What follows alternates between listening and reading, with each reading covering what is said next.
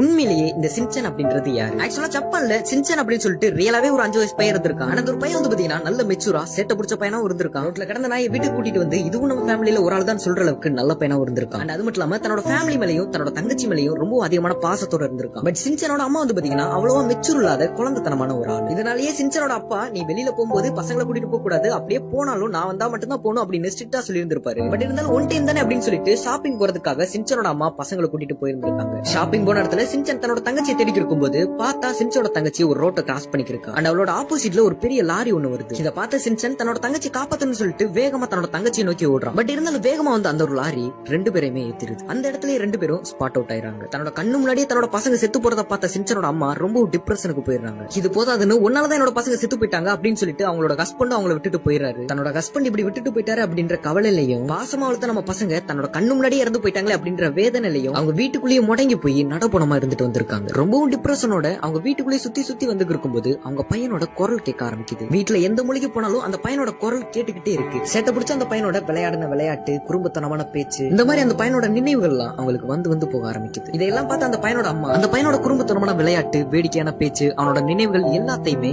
எழுத்து வடிவமா கொடுக்க ஆரம்பிக்கிறாங்க. இந்த ஸ்கிரிப்ட் எல்லாத்தையும் பார்த்த ஒருத்தர் அந்த பையனோட எல்லா பிஹேவியரும் பிடிச்சு போய் இதை நம்ம மக்கள்கிட்ட எடுத்துட்டு போகணும் அப்படின்னு சொல்லிட்டு சின்சன் அப்படின்ற ஒன்ன உருவாக்குறாரு.